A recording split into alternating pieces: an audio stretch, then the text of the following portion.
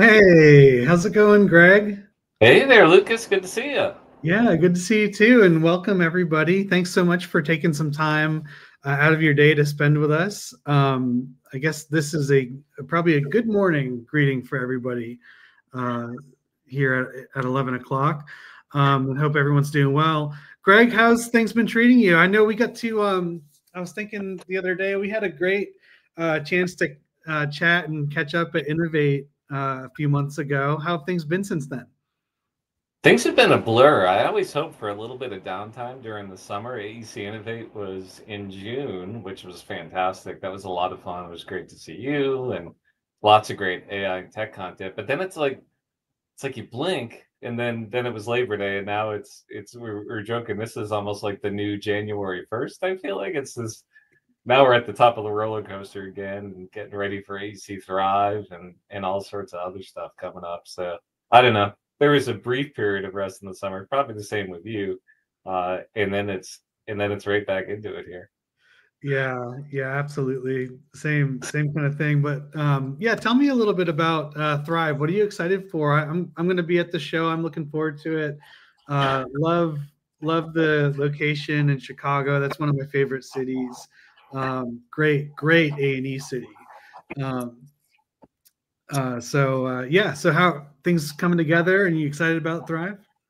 Things are good, yeah. So AEC Thrive is our longest running conference. It's sort of our big business summit for architecture and engineering firm leaders. So yeah, it's October 1st to the 3rd, as you said, in Chicago. And it's just gotten more exciting in the past few years as so many different forces are reshaping this industry that by and large for many, many years, the architecture engineering space was a pretty mature industry, not a lot of change, Yeah, not a lot of stuff happening, but private equity, wherever we're going with AI and tech and all this generational change that's happening and all these things coming together makes it's an exciting time for the industry, but an exciting time for an event like AEC Thrive because it is a chance, sort of like what I was hoping for over the summer, I guess, but a chance to just sort of pause and think about working on the business a little bit rather than in the business. And one yeah. of the things that's exciting about it too is we have a lot of our award-winning firms, our Circle of Excellence, who are the high-performing firms in our financial survey, and a lot of others. So yeah, now more than ever, it's become a real high energy event to kind of see where we're at and where things are going in this industry. Yeah, absolutely. Well, if you're just joining us, let me say a quick word of welcome and an introduction. So, I'm so pumped to be here today talking with Greg Hart. Greg's the president over at PSMJ, and many of you know him, so he might need no introduction. Um, and my name is Lucas Hayden. I work with our product marketing and AEC strategy at Unanet.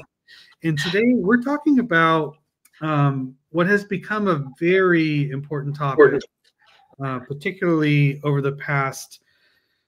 Well, I guess it's kind of an evergreen topic in one way, Greg, but I would say over the past 18 to 24 months, this has kind of become an emerging hot button issue, which is the future of resource planning um, in AEC and really kind of understanding both the moment that we're in and thinking about ways to kind of tackle that moving forward. And Greg, I'll take a swing at how I would kind of define the challenge, and then maybe you would add to this. But I feel like right now, like you just mentioned a second ago, we've seen a lot of disruption or disruptors kind of enter the industry with private equity, kind of the onset of AI, and then I don't typically think of like a lot of work, a lot of pipeline, a lot of backlog as a disruptor. But from a talent perspective and the ability to kind of strengthen your bench to meet that opportunity, that's been a real challenge. Um, from your perspective, why don't we start there, Greg? Why do you think the industry is struggling with this today? What has kind of come together to cause this kind of challenge in the industry? Yeah, you know, you're right, Lucas. It's been a challenge for quite some time. I am ashamed to admit that I've been in and around the industry for almost 30 years now, and it seems like it's been 5, but I guess it's been 30. But you know, it's always been a challenge. In that time, right, we've seen a lot of boom bust cycles, and each one of those has its own impact on that challenge. You know, that maybe pushes people out of the industry, or maybe even causes folks to flow back into it. But there's definitely some headwinds. And when we talk about resource planning in our industry, we're talking a lot about people and time.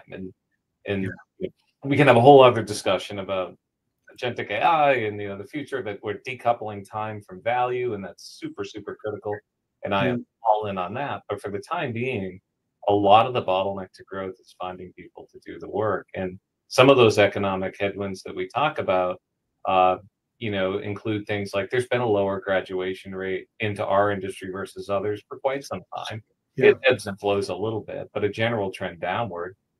Some subsets of our industries, for example, electrical engineers, you're not just competing with other consulting engineering firms, you're competing with Tesla, and yeah, organizations like that.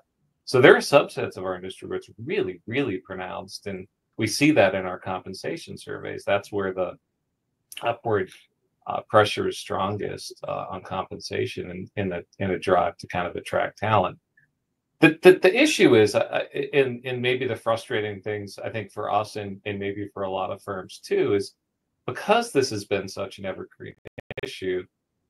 It's unfortunate that more firms aren't getting more creative or thinking differently. I think there's still too much kind of running into the same wall. If there's not that, it's particularly pronounced in that mid-level part of the organization, that we keep seeing the same problem and getting frustrated at a lack of talent, or subpar results from recruiters, and things like that. And the firms that are really, really getting in front of it are thinking a lot differently about the challenge, and about how to fix it. And I would say the number one thing that, and unfortunately, this is a little bit of planting a tree. This isn't something that's gonna change tomorrow, but they're hiring aggressively at the entry level.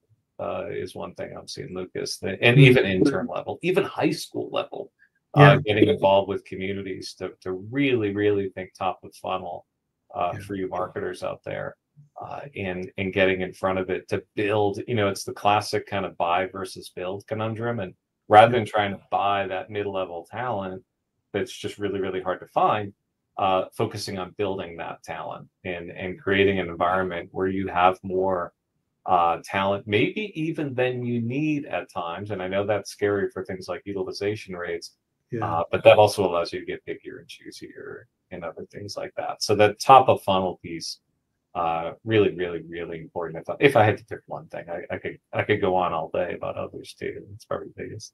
Yeah, no, I think that's really interesting. And we were chatting earlier about kind of the 5 and 5 tips that PSMJ has been sending out. Love those.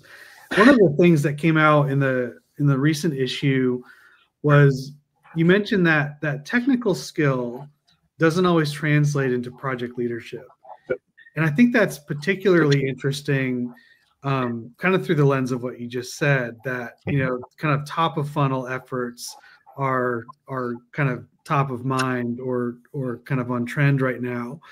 So when we think about hiring at the entry level, and growing and maturing that staff into a more kind of project leader, um, what makes a great project manager in this environment, and what can firms do to kind of identify those candidates early in the funnel, as you say? Yeah, for sure. What's interesting, project management is absolutely at the core of what makes a firm successful or not, right? I mean, that is the number one. That's how. There's a whole bunch of ways that firms can spend money. There's only one way they can generate money, and that's through projects, right? So it is really, really critical to look for some of these traits that make a high performance project manager, and really cultivate and nurture those.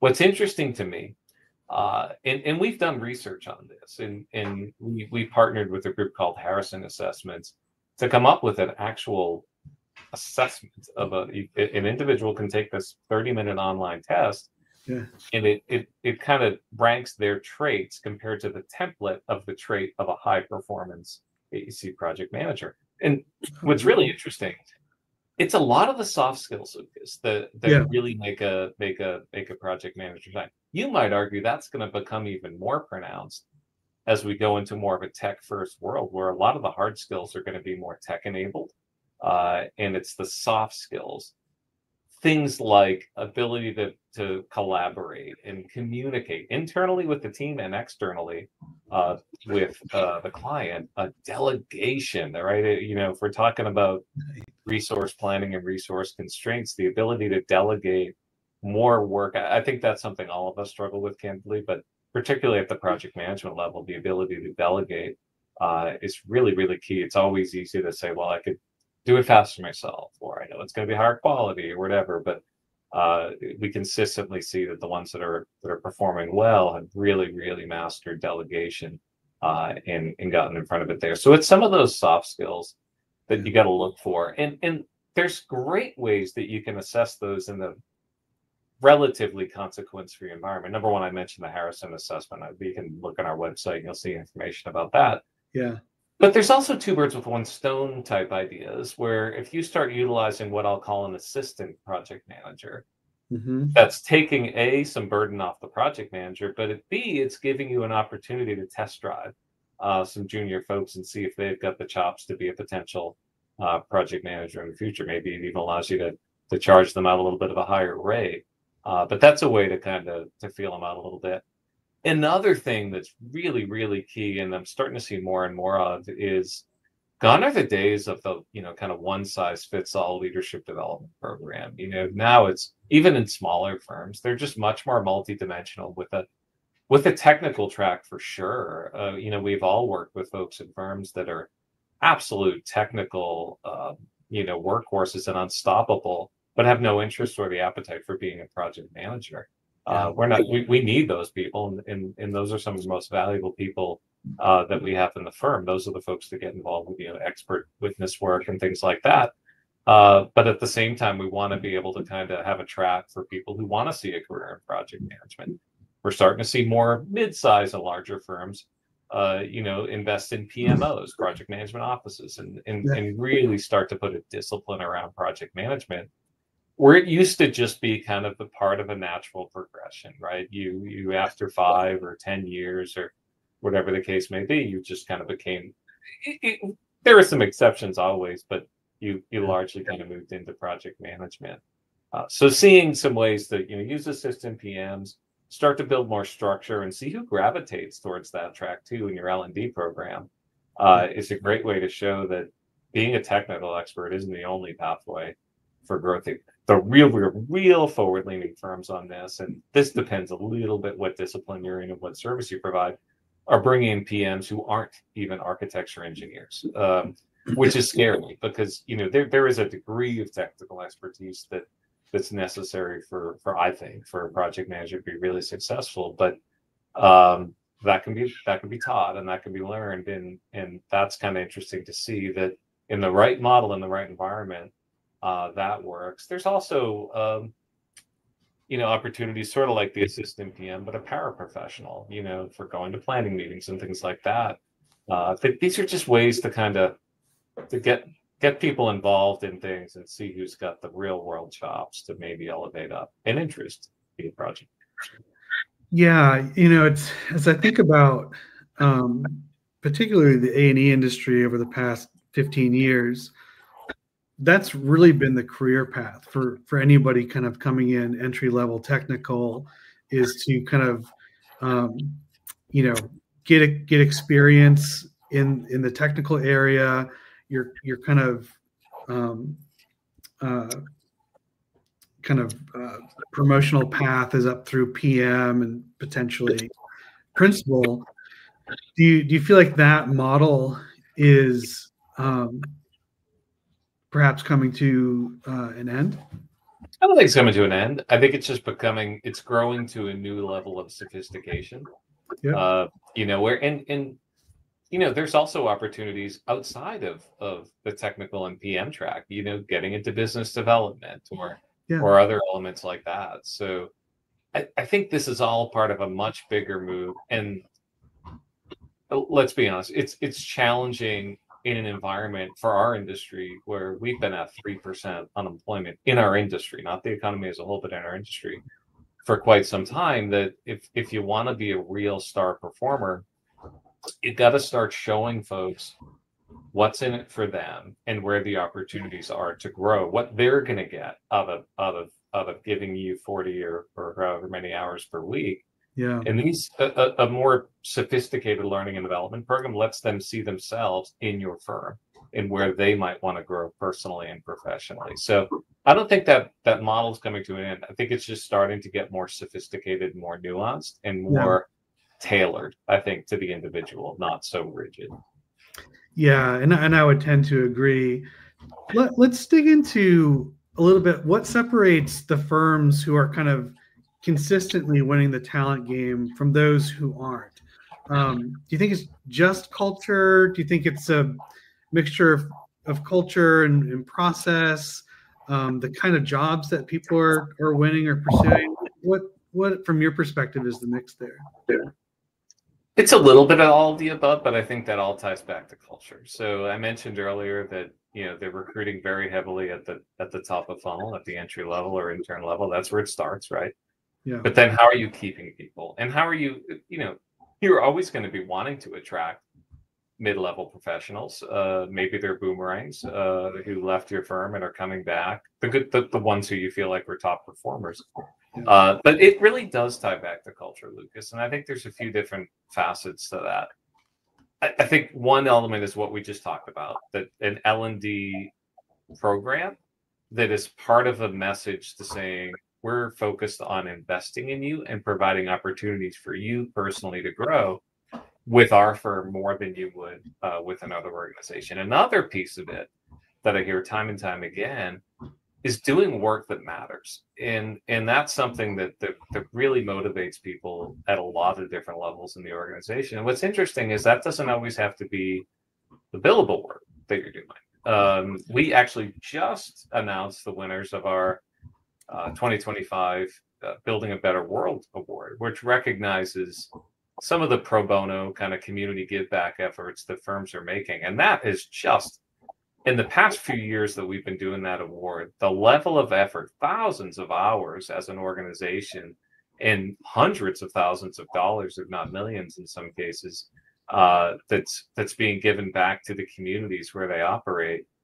Getting involved with programs for mentorship. Again, I hear of firms that are having high school students come to the office after school and learn about how an engineering firm works, and that's not an immediate recruiting play. That's more of a long-term kind of advancing the industry play. But one of the comments I hear a lot with those efforts is absolutely we're doing it for the community, but the engagement we get from the employees is just fascinating and amazing. The employees love seeing that kind of stuff. So the more you're doing work that matters, whether it's work that's billable or the non-billable community pro bono work, is another big piece of it too. That the firms that are leaning in on that, they're consistently creating a culture that is really tailored around providing or creating opportunities for employees to grow,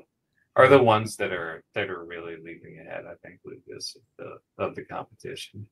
Yeah, I see that too. Even in the community that I live in, a lot of firms are kind of taking that approach where they're, making, very visible impacts in kind of the normal spaces that, both their employees and non-employees live and work and play in. And we talked a little bit about we've been using some language today, Greg, like top of funnel, things like that, and kind of comparing talent recruitment almost to like lead generation. And I feel like that's a really powerful analogy. I was talking with a VP of marketing, media and marketing, here in town at an A&E firm, and his first initiative is to actually go out to market with a hiring message and a culture message, which I thought was really kind of telling. So when we think about how firms are marketing themselves and how they're kind of telling their story to their communities, to their high schools, to the local or regional colleges, things like that, what do you see firms doing to get the right message to the right people in terms of talent and acquisition? What's really cool is they're almost never saying explicitly, come work for us. What they're doing is, and again, not to use too much marketing lingo, if you will, but they're using what we would call pull-through marketing versus push-through. Push-through is just pushing out ads, we're hiring, come work for us. Pull-through is thinking about what would be the sort of content that our target persona of an employee would want to see. And usually that's project related or community related or something that firm is doing that you would say, wow, that's really cool. I want to come work for them. They're doing some really interesting stuff. I'll give you an example. A month or two ago, I talked to a fellow by the name of Kevin Harris, who's an architect down in Baton Rouge, Louisiana. Now, Kevin's got a small firm, but Kevin has built a following on TikTok of 70,000 followers. And Kevin, by the way, is, I think, 75 years old. And Kevin has built 70,000 followers on TikTok, and he's gotten potential, employees and potential clients and all that kind of stuff. But not one single video he's got is anything about hire us, work for us, or anything like that. Right. He's talking about, he has a series called Fix the Floor Plan, where he shows a residential floor plan and shows what's wrong with it. Oh, right. He has a segment called Boomer Splain or something that's like a phrase, a baby boomer type phrase that he just riffs on that kind of explains. And these videos get like millions of views, these, and that's the other thing too, is these are shorts, they're some might be 5 minutes long or something like that. But that's just one example. And like I said, Kevin's got a small firm and he's doing some really cool stuff. But creating some content that gets you visible with your target persona, and it's easier now. I think folks who were in this industry 30, 40, 50 years ago would say, you don't realize how good you have it, that now you can just and it's not always, it's a whole bunch of different platforms too. It's not just one channel that you use, but to show the culture of your firm, whether it's, LinkedIn obviously is fantastic, but there's Instagram and, like I said, TikTok and other things like that, that you can really, really showcase your culture, what it's like to work at your firm, some of the fun lunch things you do and the fun activities and stuff like that, doing some creative things, and then getting your marketing team involved to get the word out. And there's even things you can do on LinkedIn that can amplify your reach, with an allocation of budget for paid promotion and things like that. That isn't just ads for recruiting. Years ago, I knew a firm that would often have all their managers develop a wish list of potential employees who they knew from college or past employers or wherever. And they came up with this collective wish list of the people who felt like were the rock stars who should be working for us. And they sent direct mail pieces to those individuals whenever they finished a cool project or ribbon cutting or announced a new project or something like that. That's classic pull-through marketing. You're not ever saying to those people, come work for us, we want to hire you. You're dripping this content out there that eventually the time will come when that content will hit them, when they're realizing they don't have as much opportunity where they are. They're realizing they're ready for a change or whatever the case may be. And you're the first name they think of when that's the case. I wish I could say I have these quick fix, just do this and tomorrow you're going to be buried with potential employees. But it's a little bit of planting seeds. And the firms that are doing that, there's a firm around here that's doing really, really cool healthcare MEP work that whenever I talk to the CEO over there, I ask how he's dealing with the talent shortage. He says, what talent shortage? We were getting buried with great resumes every day. there's no shortage here. So that sort of content marketing is what plants that seed to put you in demand by potential employees. Yeah, and it's interesting. I was talking with somebody over at an architecture firm a few months ago, and one of you mentioned like the social media channels, and going out and speaking to, bringing kind of the culture of your business, to people that are out there, and using social channels for that. I think they had they did a Diet Coke challenge on TikTok. Can you tell which glass is the Diet Coke or something like that? And it was really funny. It went viral. They had got, like, I think, millions of views on this, and it was an initiative born out of BD and marketing. Yeah. And so, to get that kind of visibility, like you say, like putting up a, come work for us billboard, is, you're doing what everybody else is doing. If you're doing it, right, you're not going to stick that. Yeah, exactly. Well, let's talk a little bit about, kind of in the same vein of business development. Everyone's talking about how to prioritize the right pursuits, win the best projects, things like that. From your perspective, Greg, how does that concept translate into better resource planning and management? How does winning the right kind of work, as opposed to just saying yes to everything, translate into better resource practices?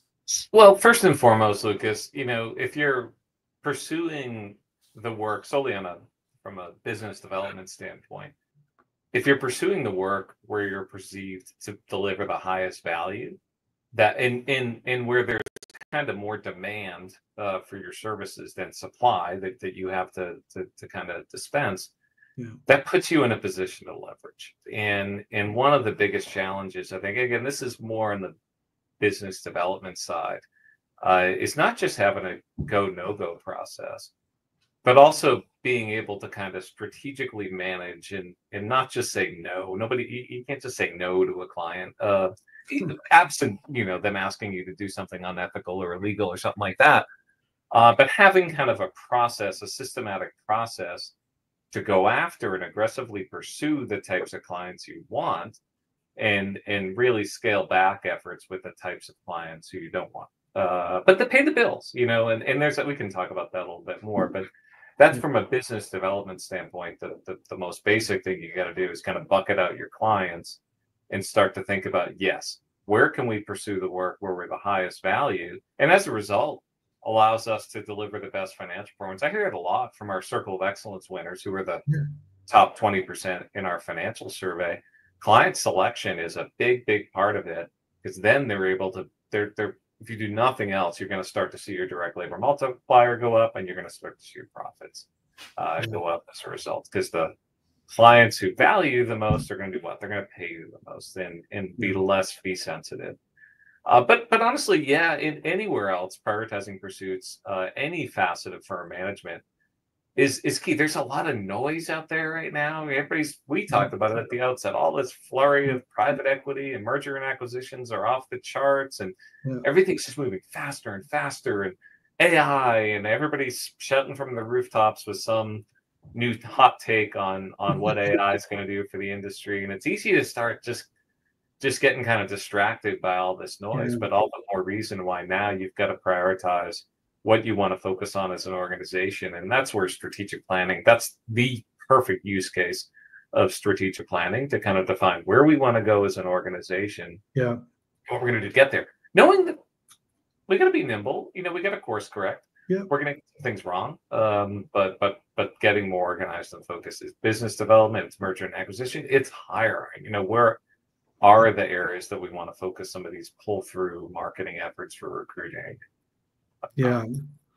Well, it's cyclical in that way. As you win the kind of projects that people want to work on, you foster a culture, that values the work they do, that loves the work they do, and that just kind of creates a magnetic force for like the right kind of people to come in and want to be a part of that,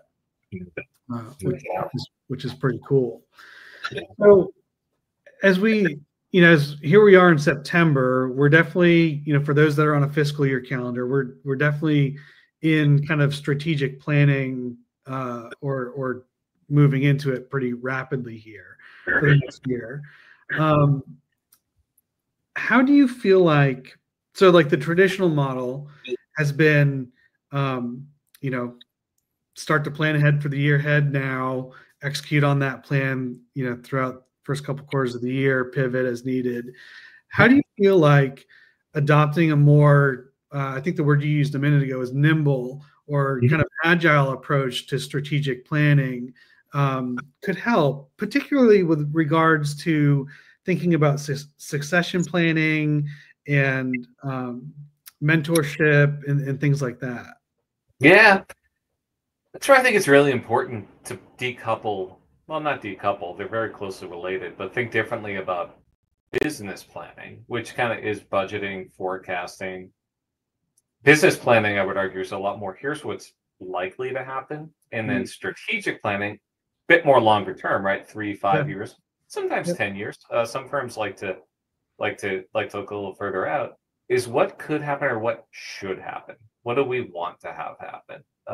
And always kind of maintaining control to the extent possible, right? Nobody can control the future. Nobody knows exactly where things are going to go. But strategic planning, I would argue, is all about direction, choosing where we're going to go directionally, and then momentum to get there. And that's where I think it's really, really, really important to kind of set up. It's not just that planning retreat and kind of mapping that out, but setting up the process and infrastructure, not only to kind of get the cadence and the momentum of meetings and accountability and course correction and all that, but absolutely now, given that we're in a kind of a fast changing or an environment that has a little less visibility than maybe it did 10 years ago, that the element of contingency planning is really, really key. And I don't think in 2025, going into 2026, any strategic plan is complete until you've had some element of what could go wrong. What could we miss on this? What and not going into every possible scenario of Indiana Jones could roll a giant ball and mow our building down, but getting into kind of specific contingencies of what if, both with our client markets, our end markets. One of the things that's pretty unique about our industry right now is there is and kind of always are pockets that are experiencing quite a bit of softness, and then pockets that are experiencing unrelenting high demand. So thinking about on both sides of those, if you are experiencing unprecedented high demand and you're getting a lot of infrastructure spending that's been fueling that, well, what happens when that starts to dry up? Then what? And if we're making aggressive acquisitions to fuel a demand right now for talent, what does that look like in 3 to 5 years if there's not another tranche of capital that funds those things? So contingency planning, I think Lucas is a big part of it right now.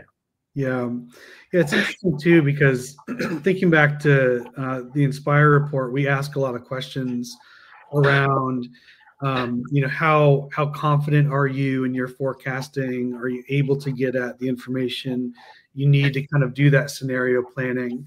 And what I'm finding, and certainly welcome your perspective on this too, is that there are some challenges out there with really getting kind of the full set of information into one place in a way that you can confidently see those either emerging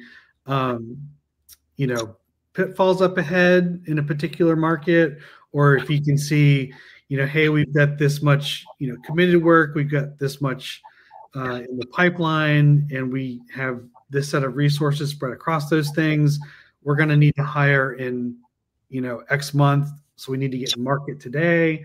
Firms are struggling to kind of get their arms around that. Yeah.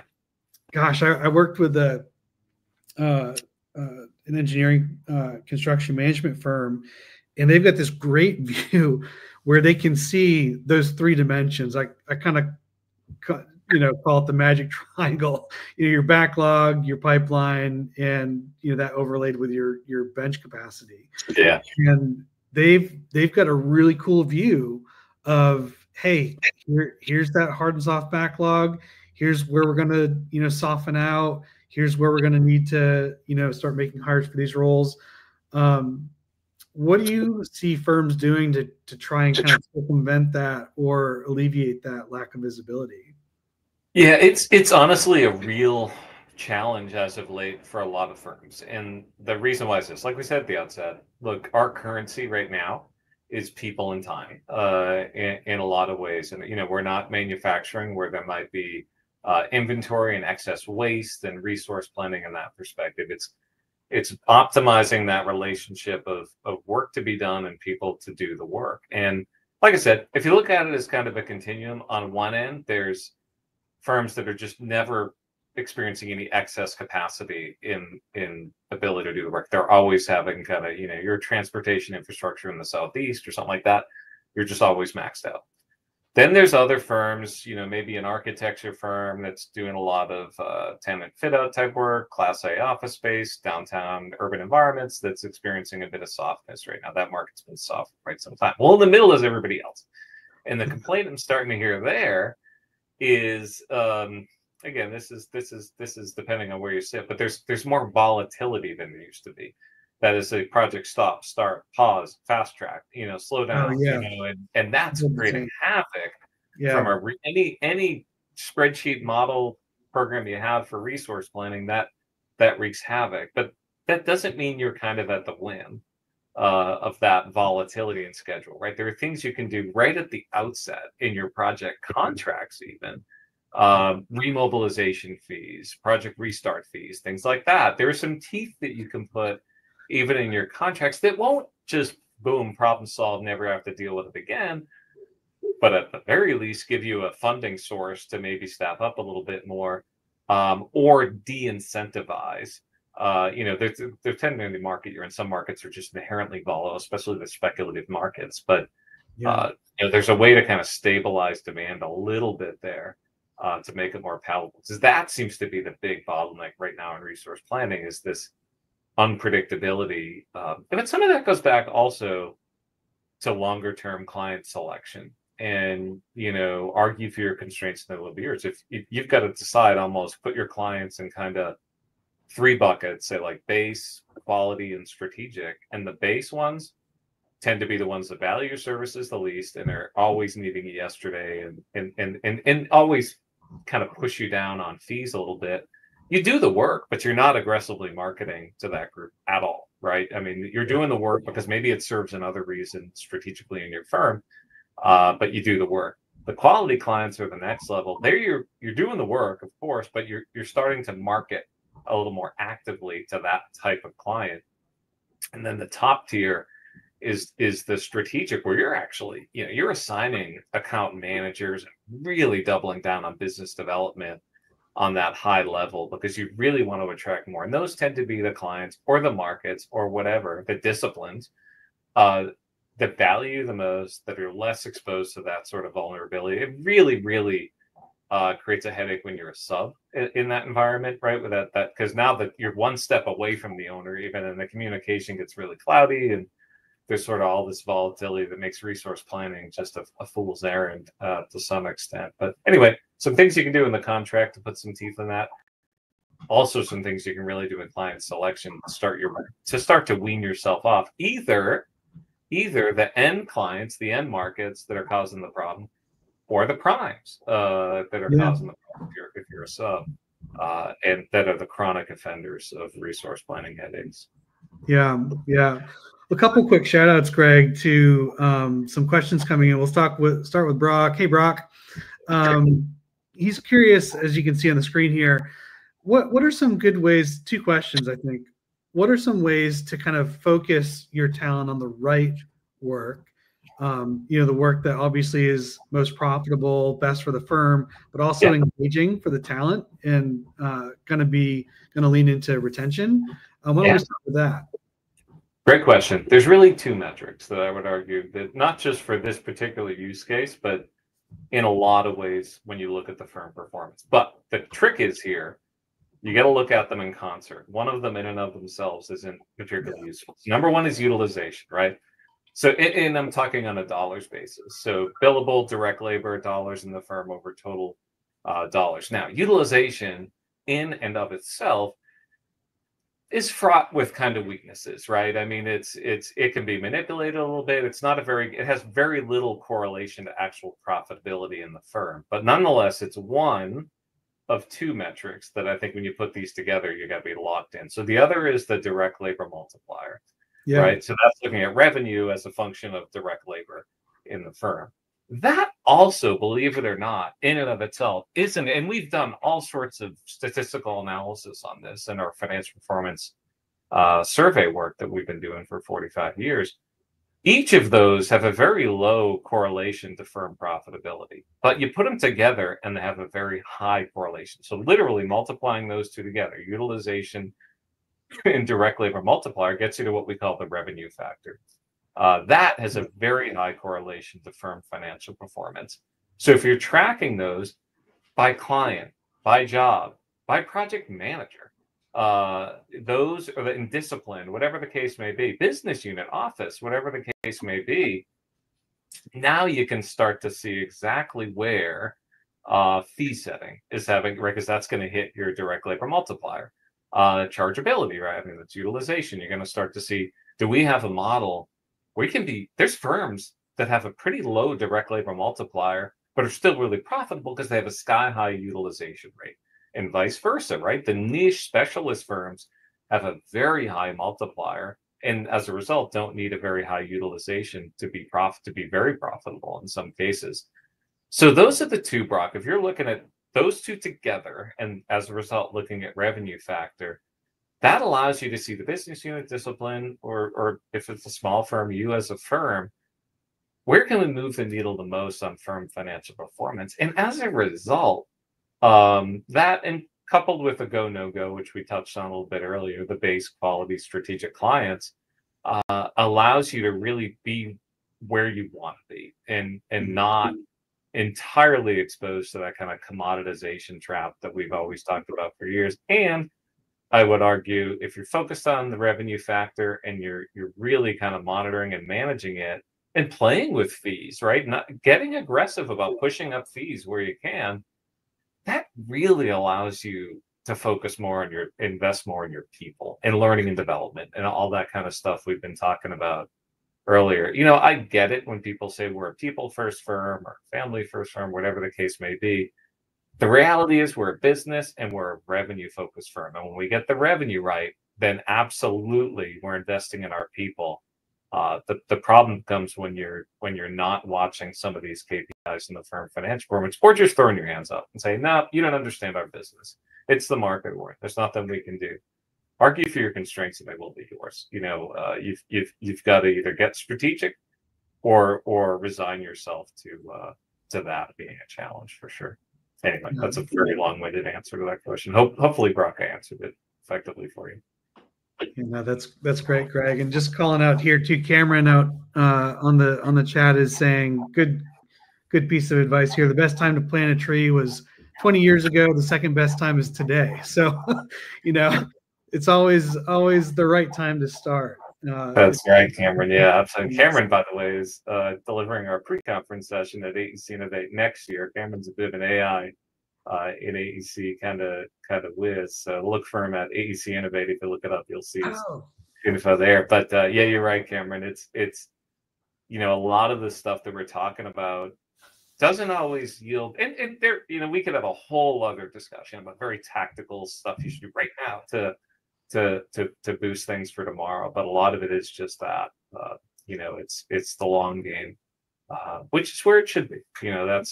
I don't think any of us, I mentioned that the influx of private equity has it's added more accountability and added a little more of a sense of urgency for action in our industry, which I think are really good things, right? I mean, private equity folks want to get an ROI, not wait forever.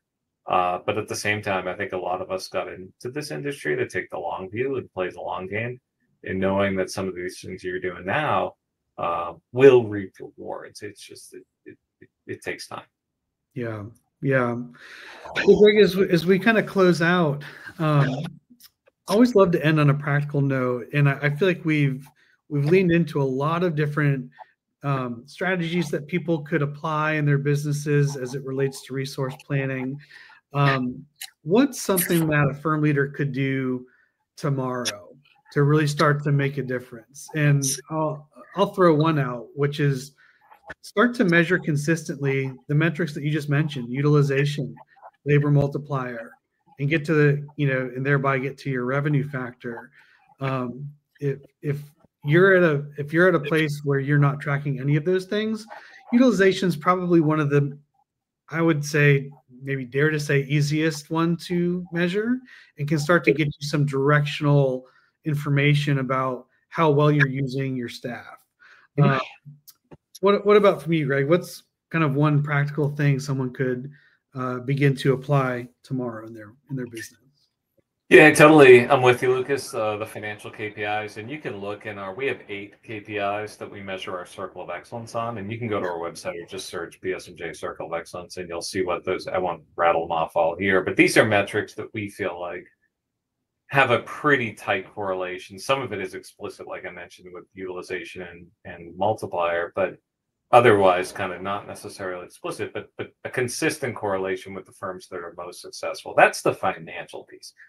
On the non-financial piece, and honestly, the non-financial piece is the hardest one. And that is, I would say, for a lot of us, kind of the cultural piece. I've seen a lot of different ways that firms have tried to get their arms around that, and for better or worse, employee engagement is a tough thing to measure. We do a survey on it where we will help the firm kind of assess not just employee satisfaction, but actually employee engagement. But if there was just one thing that you could do on that piece, other than what you just mentioned on the financial piece, it's to really start to have conversations with employees, and particularly starting with the management team, about what it feels like to work at the firm. What is the culture? How would they describe the culture of the organization? Every firm has a culture, okay? It just might not be the culture that you think it is, based on where you sit in the organization. And this gets really hard too. Multi-offices, multi-discipline, hybrid, remote teams, all that kind of stuff. It gets really hard now to keep the fabric of a firm's culture together. Yeah. But a firm should always have one culture, and you've got to be able to, if you want to be able to articulate that and attract hires with all that pull-through marketing that I talked about earlier, you got to first kind of understand, is the culture what I thought it was, or do we have some work to do there? Cultures are very perishable. They're kind of like a little garden, and if you're not watering it and nurturing it, it won't by default kind of become amazing. It'll by default kind of fall apart. So that's the non-financial piece, I would say. Start having conversations with not just managers, employees too, and get to know them a little bit, and get to know what the culture of the firm is, and just. I think one of the best things you could do as a manager even is just get to know your team a little bit outside what they do outside the office. We used to have a project management boot camp instructor years ago who was an executive in a large engineering firm. And the thing he loved to do whenever he had a new hire, he would find something out about them, a sports team, a hobby, whatever the case may be, that they're really into. And if he ever heard anything about that, the team had a big win that weekend, or there was something that he would just reach out to that employee, say, hey, just saw this, just to build that connection with the team. That gets harder to do as you scale, of course, as an organization, but getting the employees to feel like they're part of more than just a utilization number, is really, really big to create a high performance culture. Yeah, for sure. Well, Greg, this has been great getting to chat with you, and thank you so much for all of the great advice as we think about, how to attract, retain, manage resources in this space right now. And a lot of this, again, was predicated on this supplemental that we've got to the Inspire report. Greg was a part of the Inspire report this year, which was really awesome to have him participate. But yeah, if you want to grab this ebook, it is available today, Talent Imperative, and we'll kind of go into detail on a lot of things that we've talked about today. And just to hit one more question in the chat, was asking for the website on the, I think the Circle of Excellence, Greg, and they can find that right through psmj.com, right? Yeah, if you just go to psmj.com, awards, and then Circle of Excellence in the top navigation, that'll take you to the Circle of Excellence page where it lists what those metrics are. And if you ever have any questions, GHART@psmj.com, GHART@psmj.com. I'm happy to send you directly to it. Awesome. Well, hey everyone, thanks again for spending some time with us today. And Greg, great to see you, and we'll see you in October. You bet. Thanks for having me, Lucas. All right, thanks. Okay. Bye now.